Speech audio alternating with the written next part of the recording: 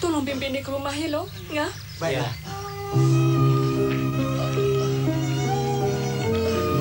Segala-galanya adalah perjalanan. Hidup dan mati, langit dan bumi, lautan dan sungai, mentari, bulan, bintang-bintang, dan segala isi kandungan antaranya adalah diumpamakan sebagai satu perjalanan cuma. Seorang anak kampung yang kaya dengan kemiskinan, dia selalu berkata bahawa kampung dia ni kaya dengan kemiskinan. Jadi dengan itu dia bercita-cita besar dan sebagai seorang penggarap. Beliau juga seorang yang bisa katakan penggerak kepada kebangkitan perhatian kepada sastra Islam. Shah Nun Ahmad antara pengarang yang cukup bijak, memaparkan pergolakan sosial, politik, ekonomi dan sebagainya dalam karya-karyanya yang begitu bersahaja. Cukup teliti dalam menelaah tentang soal-soal kemanusiaan secara mendalam. Dan saya melihat juga bahawa Shah Nun memang seorang yang cukup peka dengan perubahan-perubahan zaman. Kampung Banggul Derdap, sebuah pedesaan yang tenang dan damai, dalam kehijauan sawah bendang dan dikelilingi bukit bukau yang membiru warnanya. Nun jauh di negeri jelapang padi, desa ini pernah menyaksikan kelahiran seorang anak kecil yang kelak mengharum namanya sebagai seorang insan tersohor dalam dunia persuratan Melayu. Sebagai seorang yang berbakat besar, anak kecil ini ketika dewasanya menghasilkan karya-karya besar yang dapat melakarkan kehidupan denyut nadi masyarakat yang melingkungi kehidupannya, dan dengan latar yang merentasi benua. Karya-karyanya semakin dikenali dalam jalur kesusastraan Melayu, rantau dan antarabangsa. Apabila kita telah tua dan telah hampir pada penghujung perjalanan kita, maka kenang-kenangan semasa kecil amat indah dan menyayang sekali. Baik yang kaya dengan kesedihan dan penderitaan, lebih-lebih lagi ketika memperoleh ketenangan dan kebahagiaan berulang. Yang sedih dan yang derita disambut dengan kesyukuran, dan yang tenang dan yang bahagia disambut dengan kesyukuran.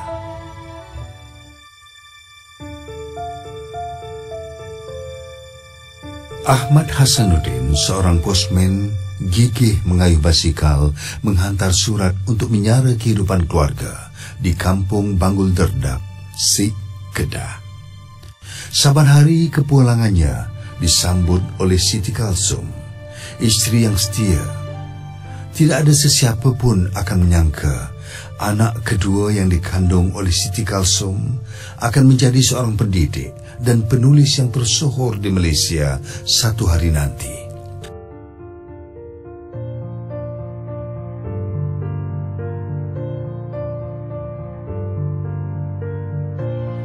Di keheningan subuh pada tarikh 13 Januari 1933, Datuk Shah Nun Ahmad dilahirkan di kampung Banggul Derdap, Sik Kedah.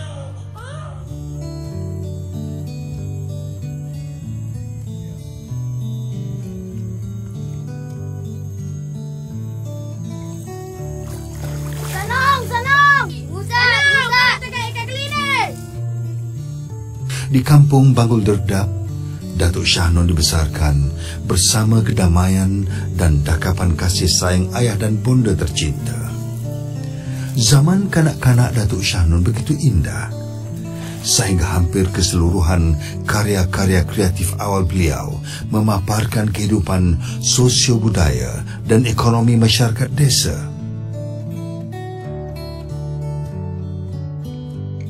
Kami memanglah satu sekolah bahasa, sekolah Sik lah, kata sekolah Sik tu. Jadi kami berpulang main tu waktu masa tengah hari lah, masa sebelum nak mengaji petang. Masa tu main set. Masa tak panjang lah. Lepas tu dia masuk mengaji Quran petang. Dalam usia seawal 5 tahun, Datuk Shah Nun bersekolah rendah di Sekolah Melayu Sik Kedah pada tahun 1938 sehingga 1946. Tentang zaman kanak-kanaknya terdapat dalam buku yang bertajuk Detik-detik diri di daerah Taif. Maksudnya hal-hal dia sendiri di tempat yang begitu Taif, iaitu di kampung dia sendiri. Dan detik-detik ini ditumpu kepada zaman kanak-kanaknya. Dan dalam zaman kanak-kanak itu diceritakanlah tentang kelahirannya. Yang paling hebat ialah dia cerita tentang Sungai Cepe. Kalau kita pergi itu carilah Sungai Cepe di mana. Inilah tempat yang dia suka sangat. Bagi Datuk Shah Nun, kehidupan di desa begitu sebati dengan hidupnya yang bergelumang lumpur di sawah bendang. Ahmad Hasanuddin merupakan ayahanda Datuk Shah Nun yang begitu tegas dalam soal pendidikan anak-anak. Hasil didikan tegasnya, Datuk Shah Nun menekuni ilmu sehingga terpilih memasuki sekolah berasrama penuh Maktab Sultan Abdul Hamid yang tersohor pada tahun 1947.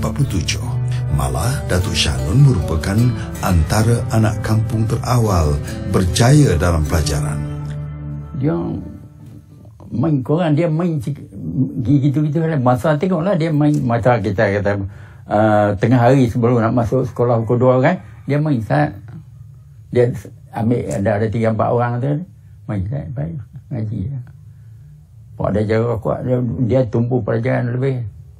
Datuk Shah Nun menghabiskan pelajaran di peringkat sekolah menengah sehingga tahun 1953. Pada ketika itulah cinta Datuk Shah Nun kepada kesusasteraan mula berputik hasil dorongan seorang guru. Cikgu Zain ni dia adalah guru bahasa Melayu. Dalam zaman penjajahan di sekolah menengah, bahasa Melayu hanya satu subjek yang diajar seminggu sekali saja selama 40 minit. Jadi cara Muhammad Zain mengajar ini memberi satu semangat yang besar kepada saya lah. Jadi sejak daripada itu saya, apabila saya kenal kembali, saya rasa Muhammad Zain ini sebagai asas lah memberi semangat kepada saya mengarang dalam bahasa Melayu, walaupun saya mendapat pendidikan dalam bahasa Inggeris. Master Muhammad Zain sebagai seorang pendidik mendorong Shah Nun membaca karya sastra dan menggalakkan Datuk Shah Nun menulis cerpen sebagaimana cerpen-cerpen yang dibacanya. Master Muhammad Zain turut memperkenalkan karya-karya cerpen dan puisi Tongkat Waran, Christmas, Ashraf yang disiarkan dalam majalah Mastika dan Utusan Zaman. Shah Nun juga didedahkan dengan karya-karya pengarang dari Angkatan Balai Pustaka, Angkatan Pujangga Baru dan Angkatan 45. 3 gerakan sastra yang penting di Indonesia. Namun begitu, Datuk Shah Nun belum berani menerok ke dunia penulisan kreatif secara serius. Kalau tidak dia mungkinlah Shah Nun tak sehebat sekarang ini. Jadi Mat Zain ni adalah pendorong kepada kesusasan Melayu, kesusasan Indonesia dan sekaligus kesusasan Inggris. Sebaik sahaja menamatkan alam persekolahan menengah, Datuk Shah Nun menjadi tenaga pengajar di Grammar English School di Kuala Terengganu pada tahun 1954. Kemudiannya, Datuk Shah Nun beberapa kali memohon jawatan sebagai inspektor polis, tetapi gagal. Shah Nun juga turut memohon jawatan sebagai askar. Dan akhirnya, pada tahun 1954, permohonan beliau bagi kali kedua sebagai pegawai Askar Melayu Diraja berjaya. Ujiannya itu agak mendalam, dia kena menulis dan sebagainya. Jadi saya lulus dalam peperiksaan itu bersama dengan antara lain yang terkenal lah sekarang ni menjadi pegawai tentera yang dah pension, Brigadier Yaakob Muhammad Zain, Brigadier Hashim Muhammad Ali, adik ipar kepada Tun Mahathir. Pada masa itu seramai 20 anak muda telah diterima untuk menjalani latihan, dan Datuk Shah Non bersama saya termasuklah dalam 20 orang ni, dan kami semasa latihan berada dalam platoon yang sama. Jadi kami berlatih itu selama 6 bulan. Kemudian dipilih untuk pergi ke Sandhurst, England selama 2 tahun. Saya tak terpilih. Saya gagal. Dalam menjalani latihan ini, saya dapati Datuk Shah Non mungkin tidak begitu minat sepenuhnya dengan tentera. Sebab saya rasa dia punya interest dan kemahiran lebih dalam bidang pesuratan. Dan misalnya pada masa itu dia ada seorang kenalan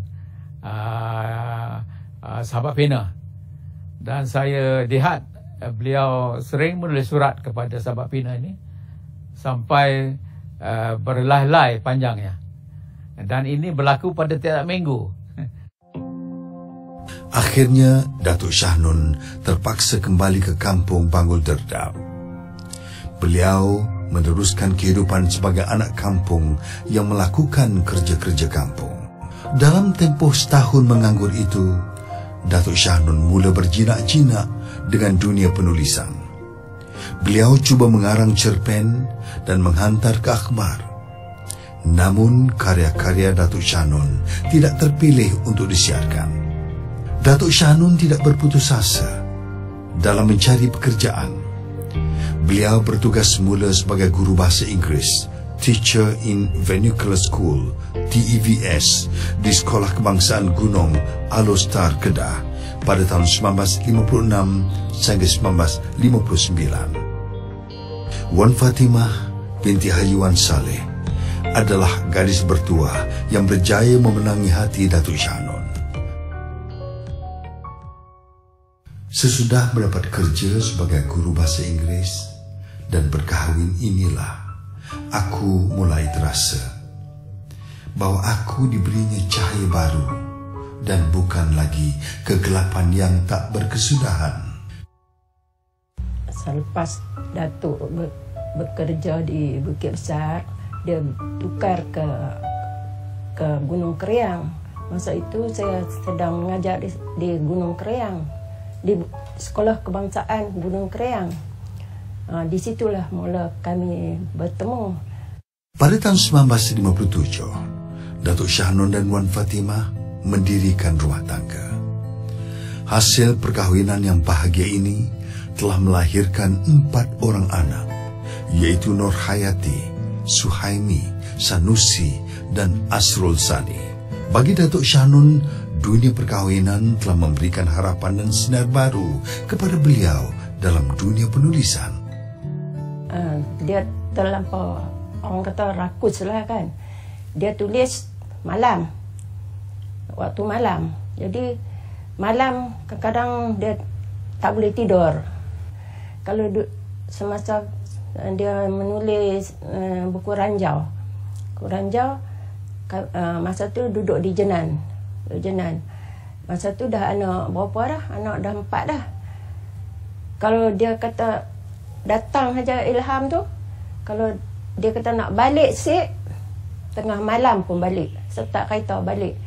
Saya ambil lah baju ke apa yang dah anak-anak ni, botol susu semua apa, masuk dalam kereta, balik lah tengah malam. Dunia Datuk Shah Non sebagai pendidik semakin cemerlang. Beliau berpindah ke Sekolah Menengah Sultan Abdul Halim pada tahun 1962 hingga 1963.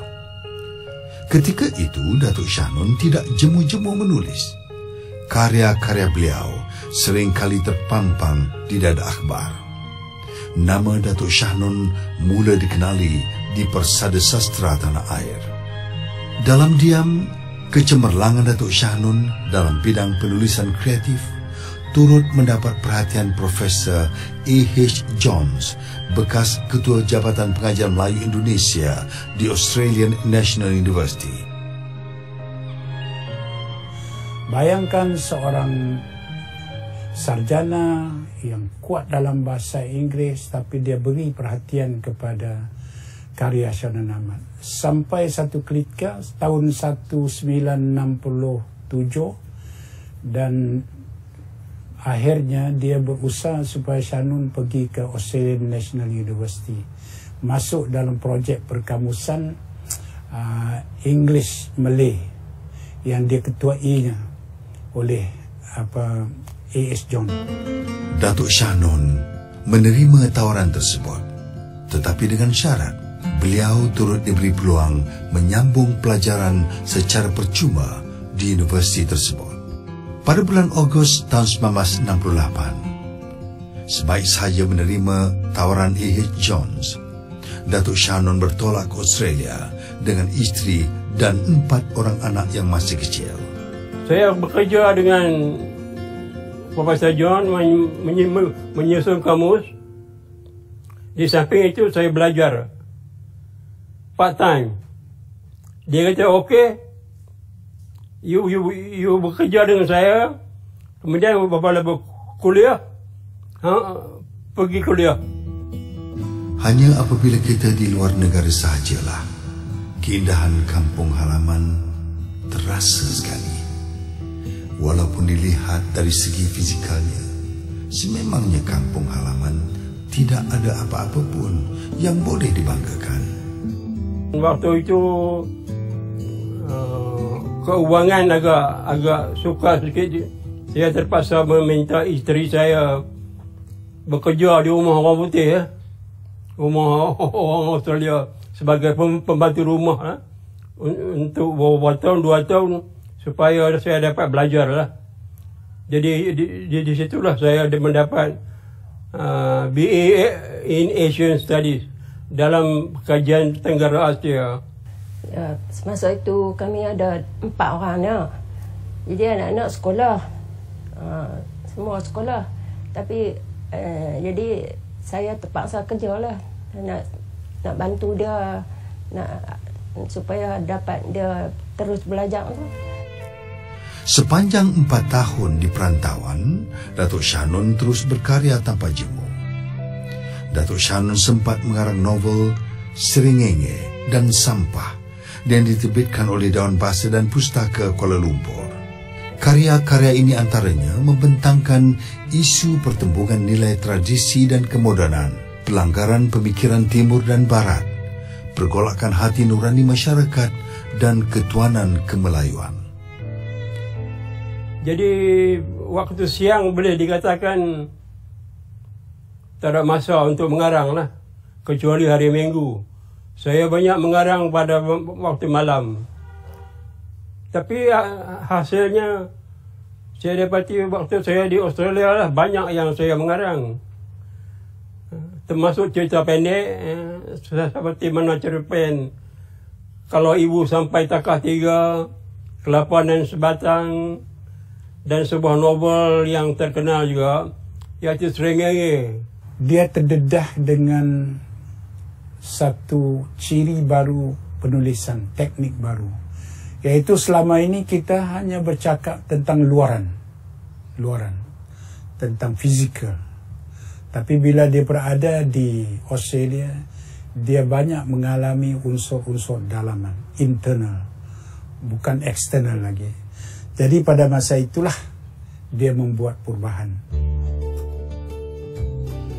Hasil usaha gigih, pada tahun 1972, Datuk Shah Nun berjaya memperolehi ijazah Sarjana Muda Pengkhususan Asia Tenggara. Datuk Shah Nun kemudiannya mengambil keputusan untuk kembali ke tanah air. Datuk Shah Nun kemudiannya meneruskan pengajian ke Universiti Sains Malaysia sehingga berjaya memperolehi ijazah sarjana sastra pada tahun 1974. Datuk Shah Nun membuat kajian tentang puisi Melayu moden, khususnya puisi-puisi kabur yang dihasilkan oleh A.S. Amin sebagai tesis akhir. Sebaik sahaja menamatkan pengajian ijazah pertama, Datuk Shah Nun ditawarkan jawatan sebagai tutor di Pusat Pengajian Ilmu Kemanusiaan Universiti Sains Malaysia, Pulau Pinang pada tahun 1971. Kemudiannya, pada 15 Februari 1974, Datuk Shah Nun ditawarkan sebagai pensyarah dan seterusnya Profesor Madya di Pusat Pengajian yang sama. Datuk Shah Nun dengan gigih terus berkhidmat sehingga dilantik sebagai Profesor Kesusastraan pada tahun 1979. Atas jasa dan sumbangan dalam perkhidmatan, Datuk Shah Nun diberi penghormatan oleh Universiti Sains Malaysia sebagai Profesor Emeritus pada tahun 1993. Selain memegang jawatan pensyarah, beliau pernah menjawat pelbagai jawatan penting di Universiti Sains Malaysia. Falsafah yang dibawa ialah falsafah tentang kehidupan, ataupun dalam bahasa Inggeris philosophy of life. Macam mana manusia itu hidup, bagaimana manusia itu menjalani kehidupan dia sehari, ke mana dia akan pergi dan akhirnya dia ke mana. Ini dipanggil philosophy of life. Dan inilah falsafah yang diwar-warkan di dalam kebanyakan novelnya. Sebagai satu nama besar di bidang pendidikan dan penulisan, Datuk Shah Nun Ahmad turut menerima pelbagai anugerah berprestij oleh Kerajaan Malaysia. Antara anugerah yang pernah diterima beliau: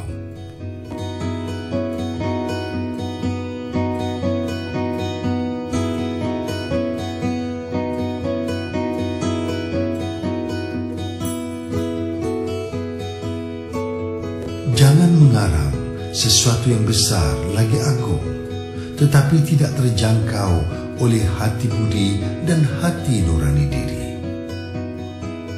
Saya mula mengarang pada tahun lebih kurang tahun 1955 lah. Waktu itu saya masih muda lah, masih tantang lagi lah. Dan saya mengarang waktu itu dalam ingatan saya ingin nama terkenal. Itu saja, ingin nama terkenal dan tidak lebih daripada itulah. Jadi saya mengarang itu pertamanya dalam majalah Guru. Jadi itulah sebabnya pada peringkat awal saya masih belum ada tujuan yang khusus seperti mana sekarang lah. Shah Nun Ahmad berbeza dengan penulis-penulis sezamannya. Dia mengambil latar desa, kampung halamannya sendiri yang orang lain tak buat. Iaitu dia menumpukan kepada daerah Sek dan khususnya kampung Banggul Derdap. Daripada situlah dalam tahun 50-an, 60-an itu lahirlah cerpen-cerpen tentang desanya. Selepas kelahiran cerpen pertama, Datuk Shah Nun tidak menoleh lagi ke belakang.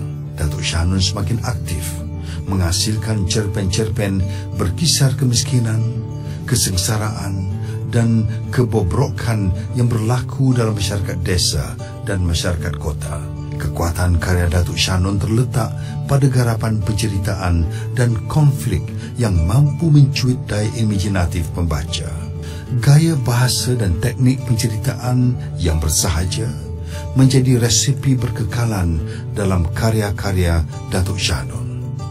Sejak dari itu, Datuk Shah Nun aktif menghasilkan ratusan cerpen yang acap kali menghiasi ruang sastra di dan akhbar dan majalah tempatan. Datuk Shah Nun juga turut menghasilkan antologi cerpen, antaranya Anjing-Anjing, Debu Merah, Selesai Sudah, Seketul Hati Seorang Pemimpin, Hujan Emas di Negeri Orang. Selepas 10 tahun bermesra dengan dunia penulisan cerpen, keinginan menulis novel mendesak-desak ruang fikir Datuk Shah Nun. Seni untuk masyarakat. Sastra itu untuk masyarakat, untuk menyedarkan masyarakat, untuk masyarakat bangun meruntuhkan segala ketidakadilan memerangi segala rasuah dan sogokan, menentang segala kepalsuan dan penyelewengan. Rentung merupakan novel pertama garapan Datuk Syahnun. Novel ini begitu terkenal sehingga diterjemahkan ke dalam bahasa Inggris dengan judul Robe of Ash, turut diterjemah ke bahasa Mandarin dan bahasa Jepun. Lebih membanggakan, novel ini diadaptasi ke filem oleh TV3 dengan judul Harimau-Harimau, arahan Saleh bin Jonet. Dan dalam karya ini, soal kepimpinan dilihat dalam konteks bagaimana perlakuan adil itu diperlakukan terhadap kalangan masyarakat yang berada di bawah kepimpinan beliau. Dan dalam hal ini, seorang pemimpin yang baik dan adil bagi Syahnun dalam novel Rentung ini ialah soal bagaimana memberi pendidikan terhadap kalangan orang yang dipimpinnya itu untuk membetulkan kesalahan. Bukan soal meletakkan kesalahan atau mencari kesalahan pada watak-watak yang berkenaan. Kejayaan novel Rentung kemudiannya disusuli dengan puluhan novel yang membawa pelbagai tema berat dan penuh falsafah. Selain novel Rentung, novel Ranjau Sepanjang Jalan adalah antara novel Datuk Syahnun yang berjaya kerana sering dibicarakan di peringkat dalam dan luar negara. Novel ini mengisahkan kesengsaraan masyarakat petani desa Bangul Derdap yang dibungkusi kemiskinan. Kemiskinan menyebabkan kehidupan keluarga Lahuma getir dan menderita. Novel ini diterjemahkan ke dalam bahasa Inggris, Swedish, Perancis, Jepun dan Turki. Novel Ranjau Sepanjang Jalan turut difilmkan dengan judul yang sama. Novel ini juga dijadikan teks sastra tingkatan 6 selama beberapa tahun. Datuk Syahnun adalah tokoh penulis yang mempunyai identiti tersendiri. Penggunaan gaya bahasa Datuk Syahnun yang begitu indah dan bersahaja. Datuk Syahnun cenderung menggunakan pewarnaan setempat yang menggambarkan sosio-budaya Kedah, kata-kata perbandingan yang segar dan perulangan ayat yang bertujuan menimbulkan kesan rasa dan makna kepada pembaca. Gaya bahasa yang digarap memperlihatkan keaslian dan menyerlahkan identiti kepengarangan Datuk Syahnun. Mujur, dia yang menerima keruh ular tadi. Kalau lakinya dipatuk ular, siapa yang akan menebas dan merantas semak-semak itu? Siapa yang akan menolak tenggalan? Siapa yang akan memanja? Siapa yang akan menaikkan batas? Kalau melihat dalam karya awal beliau pada tahun 60-an misalnya, banyak isu-isu yang berkaitan dengan lingkaran kehidupan individu dan hubungan antara individu dalam institusi keluarga. Dan ini dibawa kepada latar suasana sekelilingnya dengan hubungan dengan masyarakat sekeliling dan akhirnya kepada latar hubungan dengan masyarakat yang terdiri pada kalangan pemimpin masyarakat sendiri. Dan kemudian saya melihat bahawa dalam karya Syahnun ini dia melihat bagaimana pertemuan antara manusia dengan, kalau kita nak katakan sebagai kuasa-kuasa alam semula jadi, bagaimana kuasa manusia itu dilihat begitu terhad dalam menghadapi musibah-musibah yang didatangkan oleh alam. Kecintaan Datuk Syahnun kepada dunia penulisan begitu mendalam. Datuk Syahnun turut meminati karya penulis luar negara yang tersohor. Di masa lapang, Datuk Syahnun akan meluangkan masa membaca karya-karya Parmodia yang baginya mempunyai kekuatan gaya bahasa dan karya-karya Patrick White kerana paparan kehidupan realiti desa yang digarapnya. Pada saya, Syahnun terpengaruh dari karya Patrick White ialah tentang unsur-unsur internal. Ini adalah karya teknik baru yang dipanggil interior monolog ataupun arus kesedaran yang akan diambil daripada istilah bahasa Inggeris arus stream of consciousness, iaitu banyak bercakap tentang dalaman, perasaan, emosi, tersirat, bukan lagi tersurat. Syahnun terpengaruh dengan karya Pramudian Tator ini dari sudut utama ialah tentang kemiskinan. Cerita dari Blora ini, macam akan berbangun dedak. Jadi kedua-dua ini membawa tema kemiskinan. Itu saya rasa persamaan di situ. Demikian juga Datuk Shah Nun menyenangi teknik penceritaan realisme magis pengarang Colombia, Gabriel Garcia Marquez.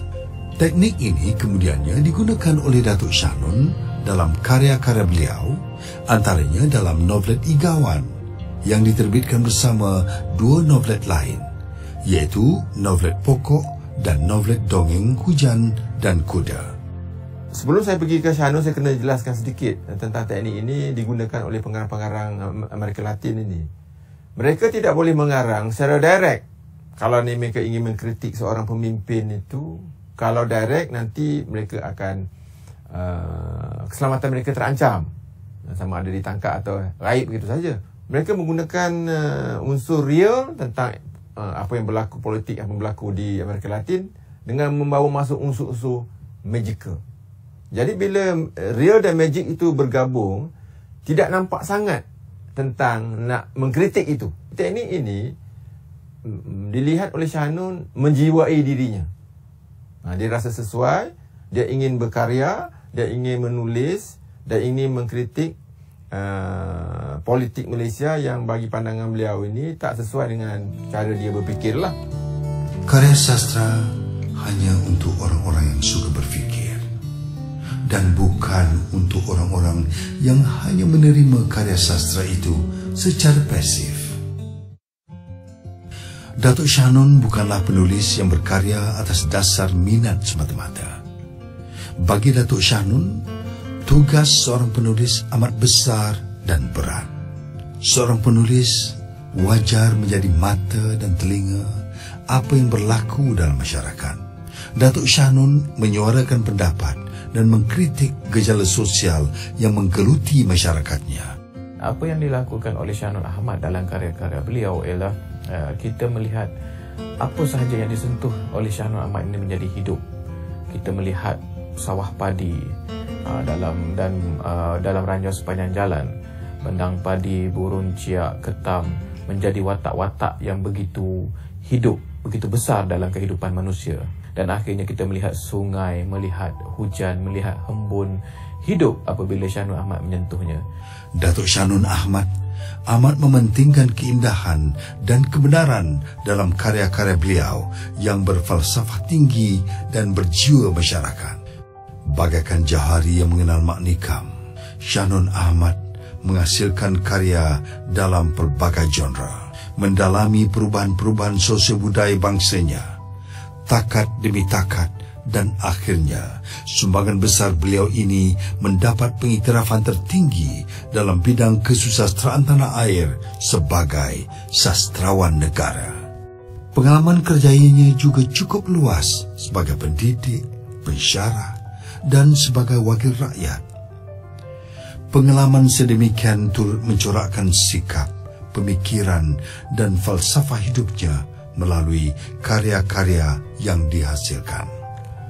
Anugerah Sastra Negara kedua yang diterima pada tahun 1982 merupakan penghargaan besar terhadap sumbangan beliau dalam dunia penulisan kreatif tanah air. Sebagai pengarang yang kritis, Datuk Shah Nun bijak mengalirkan protes-protes beliau dalam karya dengan nada satira yang halus dan berkesan. Hal ini terserlah dalam novel-novel Datuk Shah Nun, antaranya novel Syit, Tuk Guru, Sampah, Patriark, Sultan Baginda, dan lain-lain. Saya lihat Shah Nun ni, pengarang yang pertama, dia berani mengkritik pemimpin yang berkuasa pada satu ketika dulu, dengan melahirkan novel Syit. Novel Syit ini telah menggemparkan seluruh Malaysia lah. Tapi bagi orang lain, sastranya indah.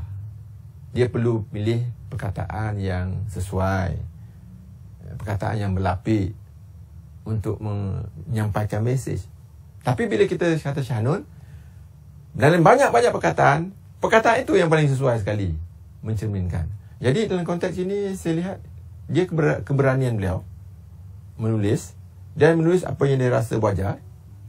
Sehingga kini dalam usia senja, cinta Datuk Shah Nun kepada dunia penulisan masih mekar. Rasa cinta itu berulang kali Datuk Shah Nun nyatakan dalam autobiografi dan memoir yang ditulis oleh beliau. Setiap kali berada di jalanan mengejar ketenangan, ada saja yang bertanya khabar.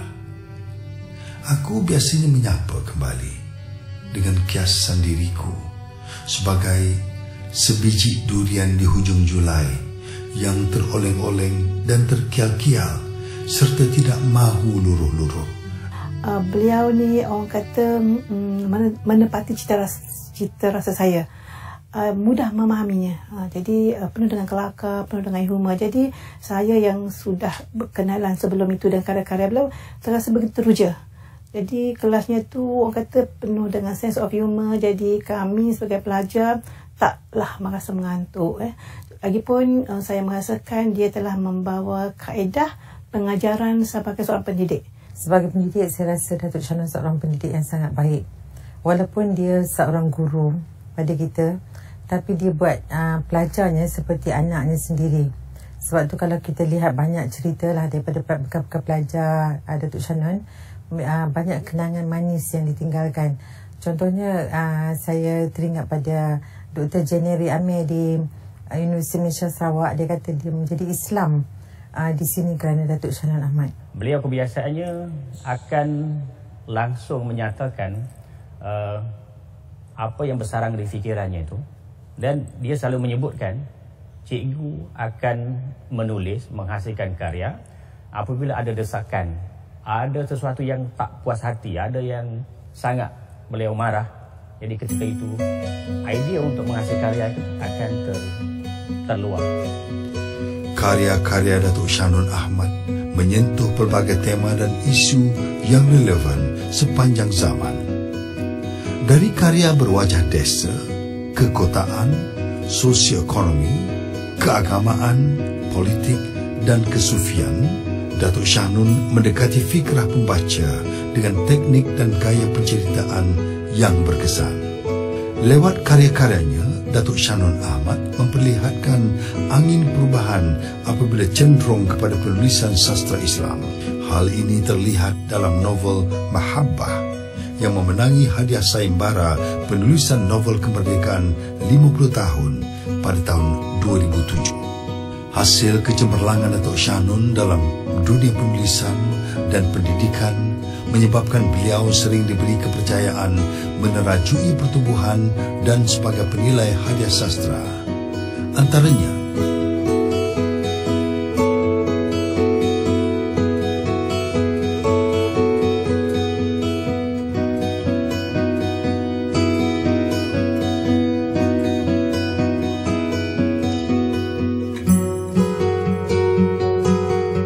kini dalam usia 81 tahun, Datuk Shah Nun tidak lagi berkarya. Namun dalam masa-masa terluang, Datuk Shah Nun akan menulis catatan kecil sebagai pelepas kerinduan kepada rutin yang telah menjadi darah daging beliau. Sekarang ini cikgu ada lebih kurang dari segi novel lah, lebih kurang dalam 35, 40 buah novel lah. Tapi di antara novel-novel itu kita dapati kebelakangan ini banyak berunsur Islam lah. Tapi saya rasa semakin banyak saya membaca hal Islam ini, maka saya rasa sebagai banyak kekurangan lah. Dalam novel-novel saya banyak kekurangan yang ada. Dan ini memang saya tak pernah puas hati lah dengan karangan-karangan saya. Itulah sampai sekarang dia tak apa ni baca lah, dia baca kemudian dia tumpu kat sebelah no lah lagi lah, nak perjalanan yang akhir itulah tiap hari. Saya rasa dalam penulisan bapa selepas itu agak tidak begitu saya rasa aktif kerana dia lebih bermuhasabah diri kerana merasakan diri dia sudah tua dan perlu memencilkan diri. Kita melihat Shah Nun membawa gagasan sastra Islam yang dilihat Shah Nun bukan sekadar Islam, bukan sekadar permukaan, bukan sekadar satu bentuk kutubah, tetapi Islam melihat dari keseluruhannya sebagai tasawwur al-kulli, ya. Di sini Shah Nun melihat segala bentuk memaparkan pergerakan manusia, pergerakan alam ini yang semuanya akhirnya akan terletak di bawah kekuasaan Tuhan. Sesungguhnya, penulisan ialah profession yang sebatang kara. Ia perjalanan seorang diri sahaja yang berada atas landasan itu. Tiada siapa yang lain boleh membantu. Namun, kalau tonggak yang dipaut sepanjang perjalanan itu kukuh dan teguh, perjalanan akan memperlihatkan kesan yang indah dan penuh harakah. Sekarang ini di dalam tanah air kita, dari segi kesejahteraan, kita dapati banyak novel-novel yang ditulis lah. Tetapi novel-novel ini kebanyakannya pada pandangan saya lebih bersifat cerita-cerita romantik.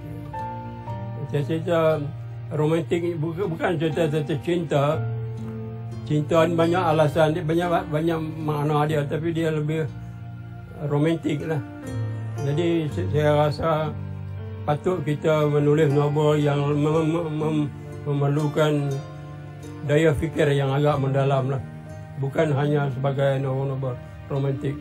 Cikgu Shah Nun ataupun Datuk Shah Nun, dia mempunyai keistimewaan dari segi penceritaan ataupun dari segi teori narrativity. Dia adalah seorang pencerita yang baik. Kalau dia menulis novel, dia macam ada di depan kita bercerita tentang kehidupan. Saya rasa dia adalah seorang manusia yang pejuang desa tanah leluhurnya. Dia pengkritik, dia pendakwah, dia politikus. Datuk Shah Nun Ahmad adalah seorang wira yang berani menungkah arus demi kebenaran. Karya-karya beliau menyerlahkan keunggulan, kebijaksanaan, semangat kemelayuan, idealistik dan islamik. Sebagai seorang penulis sismograf, sumbangan Datuk Shah Nun dalam dunia penulisan sastra moden akan terus mekar dan diingati. Dan aku pun sebagai durian hujung Julai kembali bertenang dengan genggaman tangkaiku pada dahan. Malam ini aku benar-benar berlapang dada kerana mengenal realiti yang dirancangkan